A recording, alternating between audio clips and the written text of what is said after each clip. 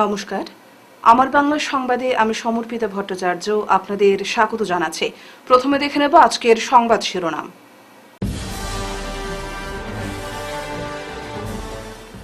উধারবন্দ ঠালিগ্রামে দুর্ধর্ষ ডাকাতি, বন্দুকের মুখে ব্যবসায়ীর বাড়িতে লুট।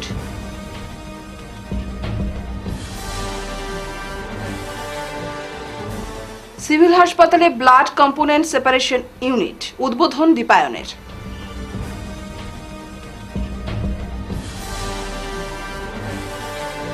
কাটিগড়া বদরপুর সংযোগী সেতু জরাজীর্ণ, যে কোনো সময় অঘটনের শঙ্কা।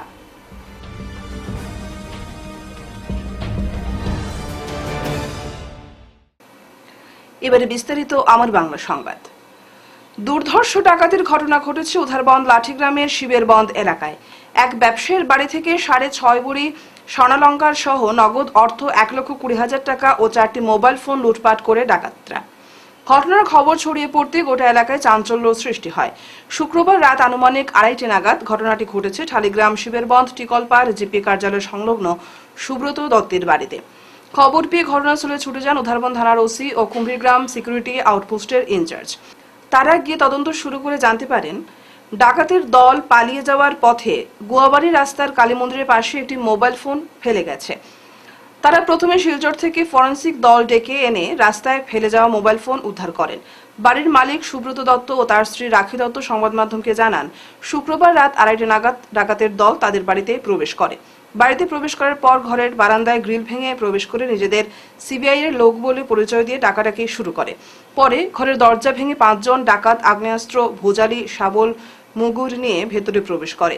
বাকি কয়েকজন ডাকাত ঘরের চারদিকে ঘিরে থাকে। ডাকাতরা প্রথমে ঘরের মালিক সুব্রত দত্ত ও তার 2 ছেলে বিকি দত্ত ও ববি দত্তকে গামছা ও শাড়ি দিয়ে বেঁধে ফেলে। পরে সুব্রত দত্তের স্ত্রী রাখি দত্ত ও তার মাকে বলে সোনা, গয়না ও টাকা কোথায় আছে তা তাদের হাতে তুলে দিতে। এভাবেই দীর্ঘ সময় ধরে বন্দুকের নলের মুখে লুণ্ঠন চালায় ডাকাতের দল। হঠাৎ গ্রিল ভাঙ্গিয়া 5 জনের ডাকাতি। আমরা ঘুমো আসলাম, বলে গ্রিল ভাঙার পরে তারপরে দরজা ভাঙার পরে আমার 2 ছেলে আর আমার মা এক ঘরে ঘুমানিতে আসলাম। তারা উঠাইছে, উঠানোর পরে গেছে আমরা যে ঘরে ঘুমানিতে আসলাম। ঘুমানি যাওয়ার পরে আমরা উঠাইয়া আমার 2 ছেলের আমারে হাত বান্ধার পরে কয় এখানে চকিত বইবার লেগে। এরপরে গিয়া আমার মারে কইছে লই আইছে, মারে কইছে আপনার কেন তাই লইব ইয়ামে বেটো, হিন্দিতে মাতে ইয়ামে বেটো। এরপরে তাই আমার বউরে কইছে তুমি চলো আমরা লগে, তুমি চলো আমার সাথে। এরপরে তাইতে যাওয়ার পরে গোটেজ খুলিয়া কইছে টাকা তো যা আছে সোনা গয়না শব্দ বার করিয়া। এরপরে তারা সব কিছু জারিয়া লইয়া পার করছে। কত ভরি সোনা? প্রায় 6.5 ভরি। টাকা 65 থেকে 70,000 টাকা ক্যাশ আছিল।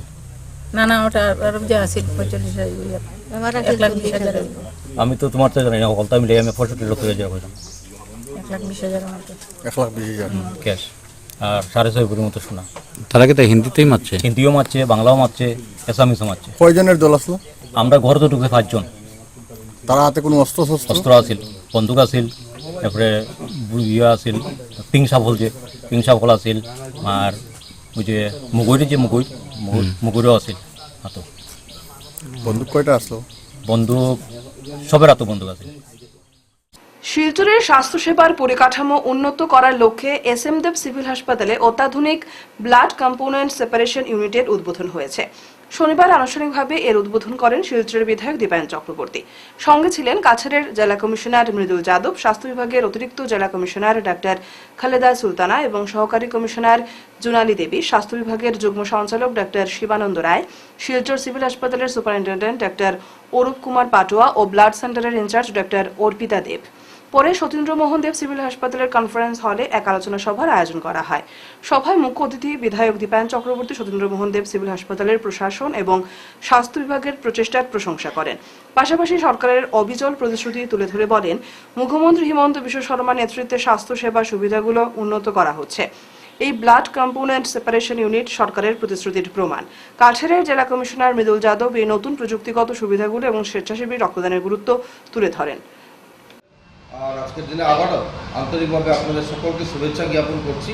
আমি জানি যে এখানে যারা আপনারা পুরো টিম রয়েছেন, জয়েন্ট ডাইরেক্টর থেকে শুরু করে হেলথের পুরো টিম রয়েছেন, একটা অসাধারণ কাজ আপনারা করে যাচ্ছেন। সরকারি যে কাজ, সেই সরকারি কাজকে ডক্টর হিমন্ত বিশ্ব শর্মা মহোদয়ের যে প্রচেষ্টা, হেলথ সেক্টরে যে মুখ্যমন্ত্রীর চিন্তাধারা রয়েছে, সেই চিন্তাধারাকে এগিয়ে নিয়ে যাওয়ার জন্য আপনারা যেভাবে দিনরাত পরিশ্রম করে যাচ্ছেন, যার জন্য আন্তরিকভাবে আপনাদের সকলের প্রতি শ্রদ্ধা নিবেদন করছি। আজকের এই সভায় আন্তরিক শ্রদ্ধা জ্ঞাপন করতে চাই, কৃতজ্ঞতা জ্ঞাপন করতে চাই আসামের মুখ্যমন্ত্রী ডক্টর হিমন্ত বিশ্ব শর্মা মহোদয়কে। আপনারা দেখেছেন ইতিমধ্যে রেডি হচ্ছে একটা ক্রিটিক্যাল কেয়ার ইউনিট, যেখানে হয়তো 13 কোটি টাকা বা 19 কোটি টাকা খরচা করে এটা বানানো হবে। আর আরেকটা জায়গার থেকে আরেকটা প্রজেক্ট হবে এখানে 200 বেডের একটা হসপিটাল, যে হসপিটালে আমরা অনেক সুবিধা আগামী দিনে পাবো। অনেক হেলথ সেন্টারগুলো হয়েছে, তার জন্য অনেক রোগী আজকের দিনে সিভিল হসপিটালের লোড কম আছে, কিন্তু তারপরও আমরা লক্ষ্য করি সিভিল হসপিটালের উপর রোগীদের একটা বিশেষ আস্থা রয়েছে, যার জন্য শুধু শিলচর না, শুধু কাছাড় না, বরাকের বিভিন্ন প্রান্ত থেকে কিন্তু সিভিল হসপিটালে অনেক রোগীরা আছেন। আমি মনে করি যে শিলচর মেডিকেল কলেজের এমনিতেই আপনারা জানেন যে অনেক লোড রয়েছে, গোটা বরাকবেলি সহ বিভিন্ন রাজ্য যেমন ত্রিপুরা, মিজোরাম, মণিপুর, এইসবের লোডও রয়েছে। 6 নম্বর জাতীয় সড়কের বরাক নদীর উপরে থাকা কাটিকড়া বদরপুর সংযোগী সেতুটি গত 7-8 মাস থেকে জরাজীর্ণ অবস্থায় আছে। যে কোনো সময় ভয়ঙ্কর বিপদ ডেকে আনতে পারে এই সেতুটি। মাস কয়েক আগে সেতুর উত্তর দিকের একটা অংশে ফাটল ধরেছিল। সেই অংশটি সম্পূর্ণভাবে সংস্কারের পূর্বেই সেতুর দক্ষিণ দিকে আরও একটি অংশে একই ধরনের সমস্যা সৃষ্টি হওয়ায় আতঙ্কিত হয়ে পড়েছেন স্থানীয়রা। জরাজীর্ণ সেতু দিয়ে 20 টনের অধিক ওজনের বাহন পারাপারে NHIDCL নিষেধাজ্ঞা জারি করেছিল। যদিও এখানে কর্তব্যরত হোমগার্ডের অবহেলার দরুন জরাজীর্ণ সেতু দিয়ে অবাধে পারাপার হচ্ছে 50-60 টন পণ্য বোঝাই লরি।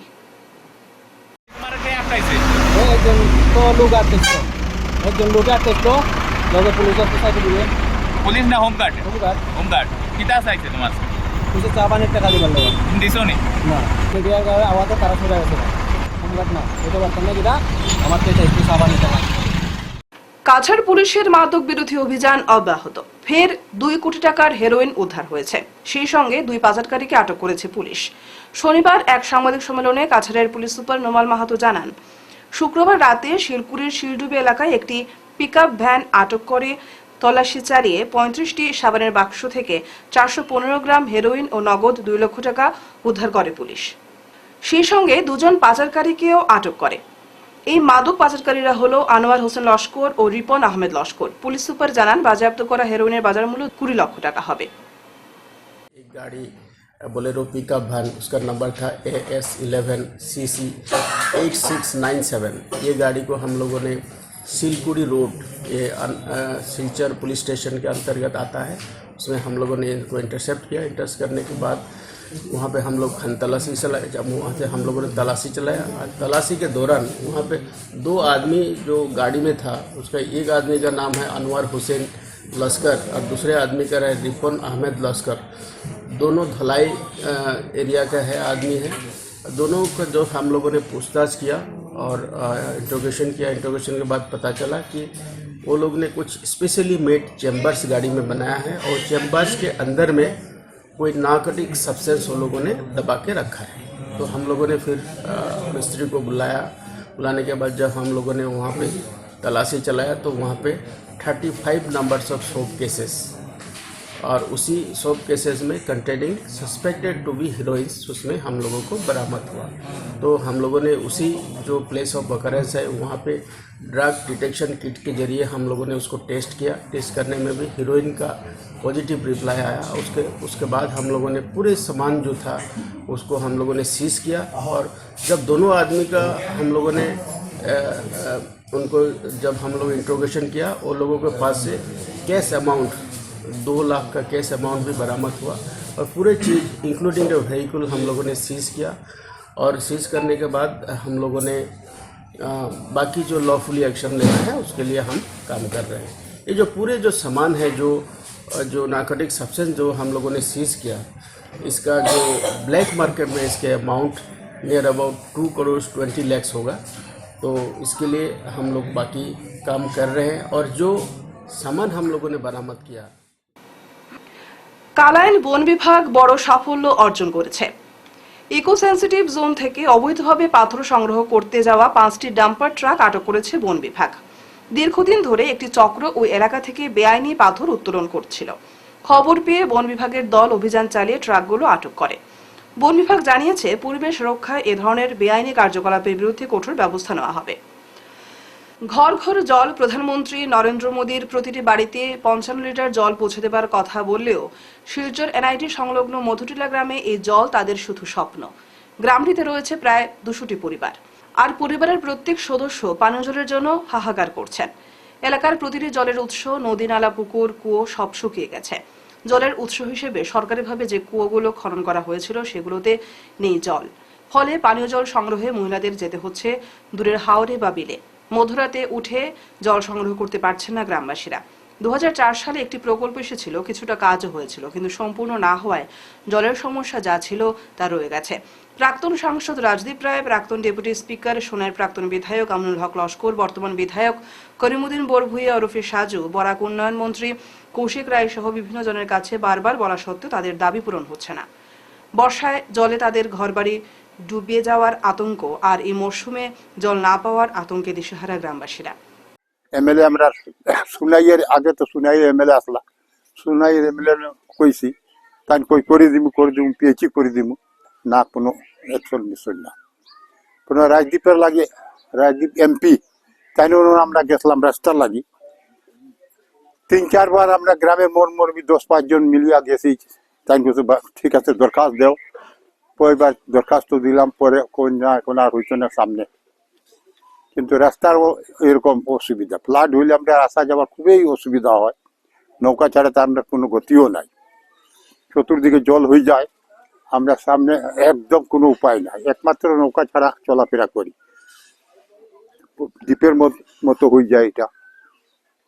কেউ তো আমরা কোনো রকম অ্যাকশন লই না, ইয়ার মানুষ আসেন কি না।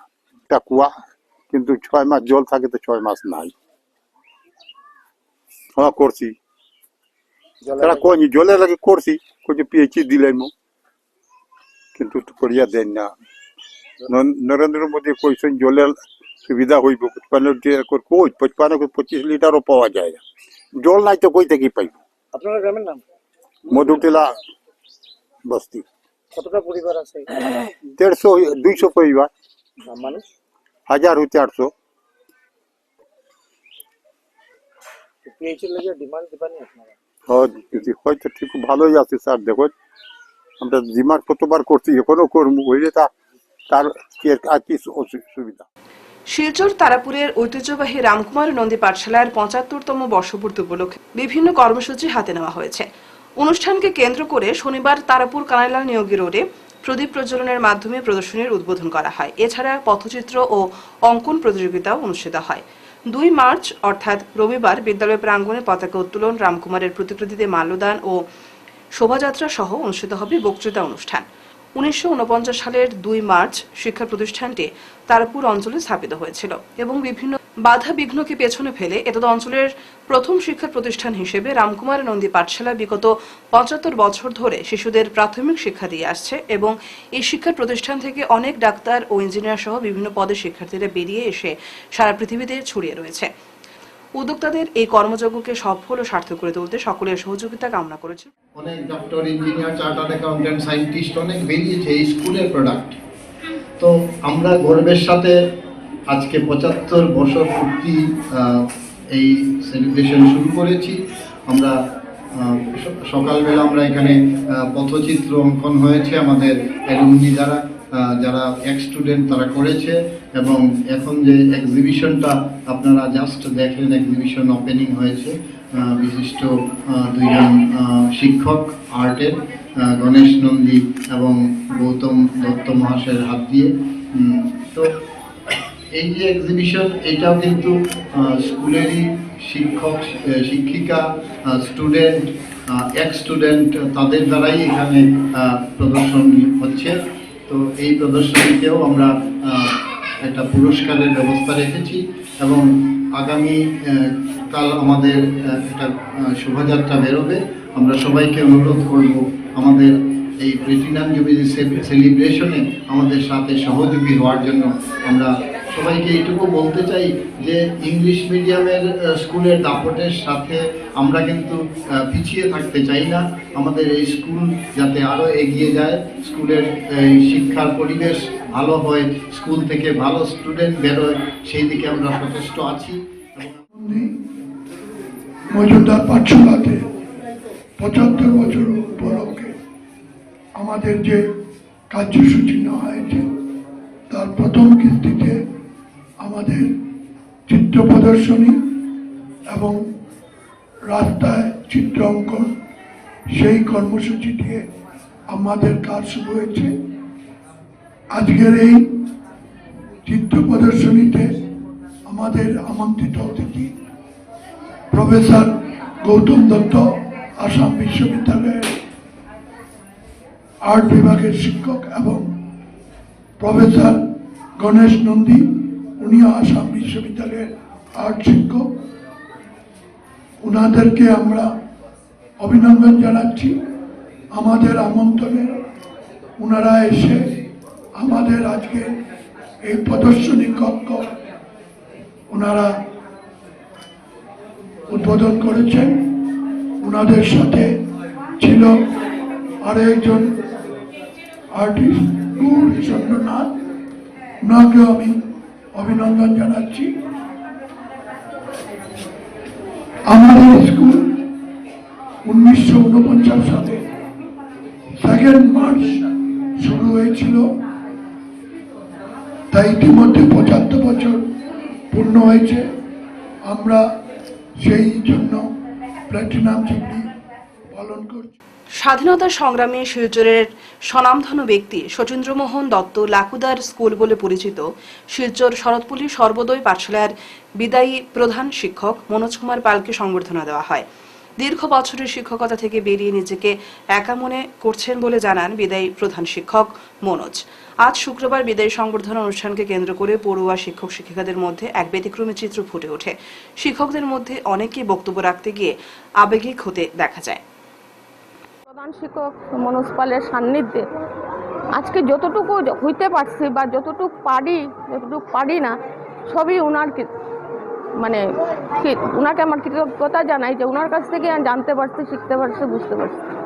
সুখে দুঃখে ঘরহীন, ক্লাসরুমহীন অবস্থায় আমরা স্কুলে কাজ করে গেছি। ঝড় বৃষ্টি আইলে পরে গিয়ে আমরা কোনো বাড়ির নিচতলায় গিয়ে আশ্রয় নিছি। এই পরিস্থিতিতে এই স্কুল আমরা চালাই গেছি। 2091 এটা সরকারি অনুমোদন পাইছে এই স্কুল। এই স্কুলটার শুরুতে প্রধান শিক্ষকের সঙ্গে আসলাম আমরা সিআরসিসি স্যার অশোক কুমার দেব, তারপরে রূপা পাল, শিবানী দাশগুপ্ত এরা আছেন, তারপরে আমি আইছি। আজকে 26 বছরে পা দিছি।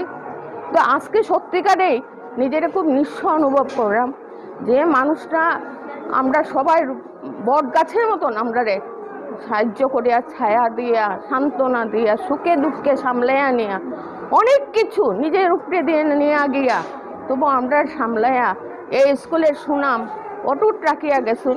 এবং আমার মনে হয় কোনো মানুষ মানে কইতে পারতো না যে মনোজ পাল স্যারের স্কুলে কোনো ধরনের অঘটন, কোনো ধরনের দুর্ঘটনা, কোনো ধরনের মানে খারাপ কিছু হইছে না তাই থাকাকালীন।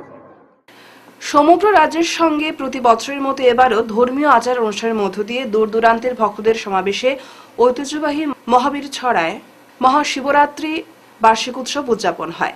মহাবীর ছড়ায় 2 দিনব্যাপী অনুষ্ঠিত এই মহাশিবরাত্রি উৎসবে ভক্তি সহকারে ভক্তরা পুজো দেন। মহাবীর ছড়ার চারপাশের সবুজে ঘেরা প্রকৃতির মিলনে মনোরম দৃশ্য উপভোগ করে পুজো দেন ভক্তরা। মন্দিরের শিবলিঙ্গে ঘি, দুধ, মধু, ফুল, চন্দন এবং বিভিন্ন প্রসাদ নিবেদন করে ভগবান শিবের পূজা অর্চনা করা হয়।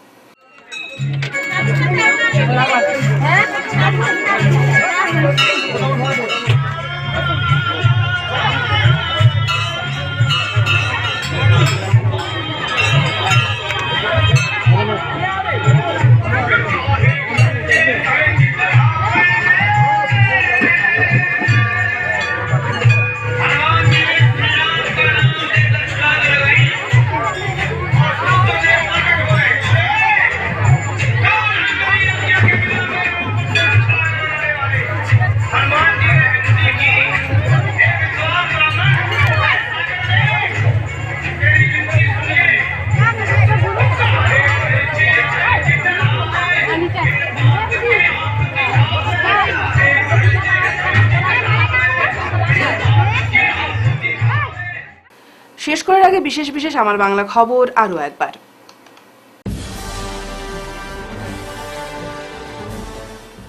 উধারবন্দ ঠালিগ্রামে দুর্ধর্ষ ডাকাতি, বন্দুকের মুখে ব্যবসায়ীর বাড়িতে লুট।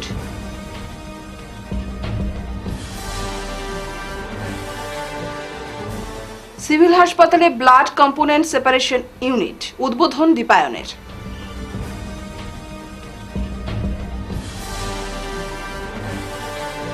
কাটিগড়া বদরপুর সংযোগী সেতু জরাজীর্ণ, যে কোনো সময় অঘটনের শঙ্কা।